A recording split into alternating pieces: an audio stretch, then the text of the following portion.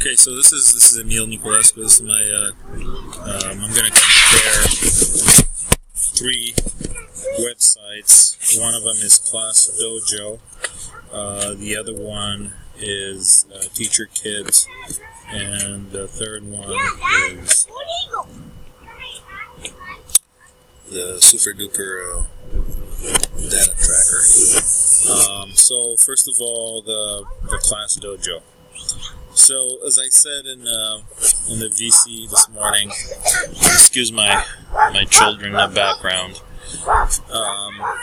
As I said in this morning, to me it seems like Class Dojo is not age appropriate for high school kids. It's just too cute for older teenagers. I think this can work up to ages 12 or 13, depending on the maturity of the students. But having said that, it's a wonderful tool for the rest of the ages. And what are the cool features that still worth checking out? So you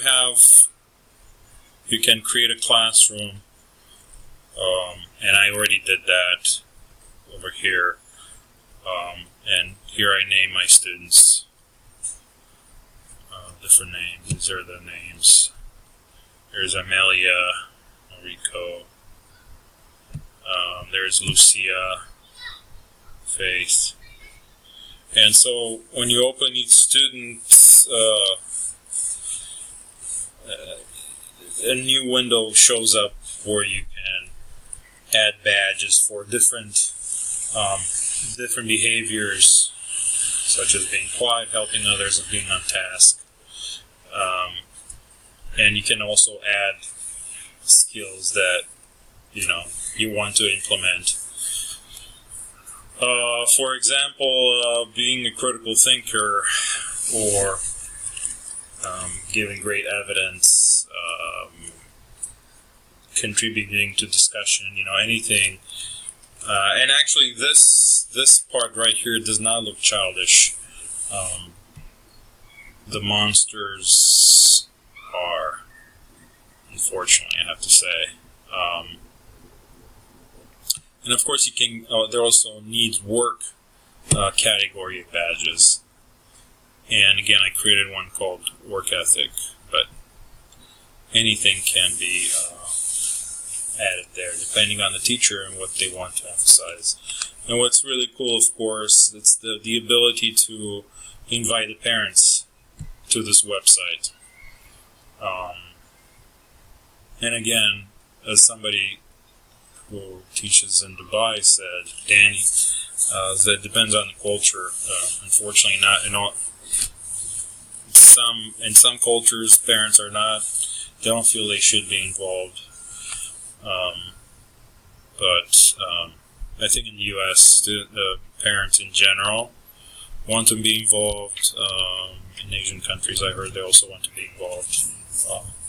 So I would say that the parents who don't want to be involved on a world scale, I would say they're in the minority. So what else can you get here? Portfolios. From the portfolio tab, you can create activities, you can add activities, and you can keep track of their performance, and the student himself or herself can access, the records get archived, and they can go back to past performance and see what they missed. And that was something suggested by a teacher. So another cool feature is you go to the help desk, teacher help desk over here from the question sign on the top right side. And here you see all kinds of cool stuff. You can do a Class Dojo, the basics, how to hold up students, how to lead students. classroom messaging, how to use a timer, that's useful for teaching, student portfolios, connecting, collaborating with parents, school story, which is a cool feature in Dojo. You can add pictures of your class in action. And then you have great ideas from other teacher part section of this website. And I found, for example, Class Dojo in high school students. And this writer, teacher, Evan Wolkenstein, he recommends giving, he seems like he's into giving a lot of badges, a lot of very hands-on with this tool. But I think I will be less. Here he talks about a student ethic modifier, and then he says present, and I'm not sure what the student ethic modifier is. I didn't find in Class Dojo, but maybe it's a category that he creates in his grading rubric. And then he says present Class Dojo and the particular badges you'll be assessing. Present Class Dojo workflow. And he does have some caveats, he says, but it's not about using this, using Class Dojo. He encourages using Class Dojo. He has no other reservations about the sort of silly, childish avatars. So he says all this, there's no correct or incorrect way to use Class Dojo. Well, but I would have appreciated that he gave me a clear, correct way how to use this. I don't know, I was not very satisfied with his article here. So now I opened Teacher Kit. This is Teacher Kit, my version, the web version. And here I already created a class. I added a class using this button, so that's very easy. I added a kind of like a poster. What do you call this? It's the banner picture for the class I called Critical Thinking. And here I did my student. Again, it's very easy. You just click on plus and I give them funny names. Some of these are my friends or whatever. But you click on each student and contact student. You can have easy buttons, very clear buttons how you can connect with students.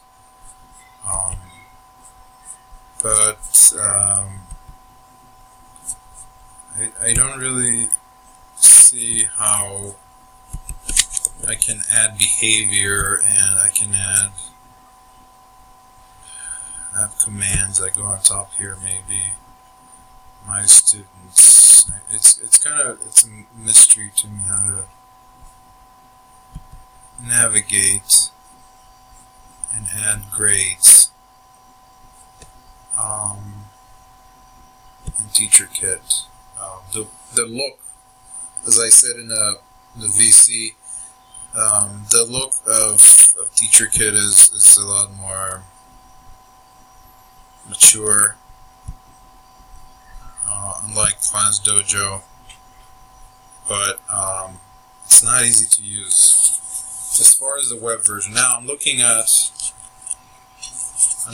my phone on the phone version of Teacher Kit, and I like that a lot better.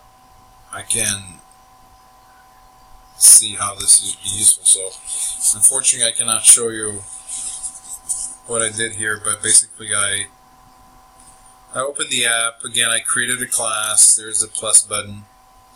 Gives you the option of a new class or import something. Basically you can load up files, photos, multimedia. But I'm not going to do that. I already created a class. So I'm going to click on the critical thinking class. And I created 2 students. And when you click on a student, there are like three subcategories. There's attendance, and as a teacher, I can easily keep track of attendance just by using my phone. And then behavior, there's a thumbs up in green, and then there's thumbs down in red. And so that's very clear, very beautifully, very mature user interface. And then there's grades for different assignments. And right, I don't have any grades. But on top, by the student's picture, where it would be, you have 2 options, parent and student, and it shows you can email. There's the picture of a envelope, meaning mail, and you can click on parents, but there's no email address here, so I don't have an email students. I click on student, and he doesn't have, because I have not inserted any information into this student's information page, but it's very easy. So by comparison to the web version of TeacherKit, the mobile version is I've successfully uploaded, something that I would definitely use. I mean, not definitely. I see myself as, and also there has a feature. Still speaking about TeacherKit, the mobile has a feature where you can randomly select just called random picker. So I guess it's like to basically ask students, if you can, as a teacher, you consider your phone in class. But then, if you do that, isn't that encouraging? Isn't that be a double standard of using your phone? But I guess you can still justify this is for education purposes. And I guess that's a good argument that another student says, well, teacher, you told us not to use phones, how come you're using it for both? Look, I'm just doing it for education, okay? Not the same thing. So I think it might work. So now moving on to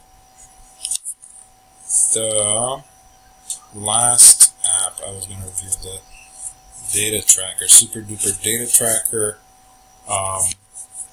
So it's very simple. You create, so what I did, so it's a mobile app. I created a bunch of groups. Pumas, the cheetahs, tigers, the monkey, hawks, the peacocks, and group 6. And each group has their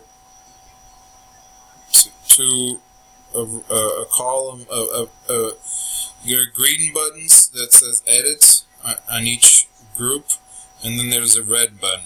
The red button is like you can delete the group. The green button, if you press on it, you can edit the group name.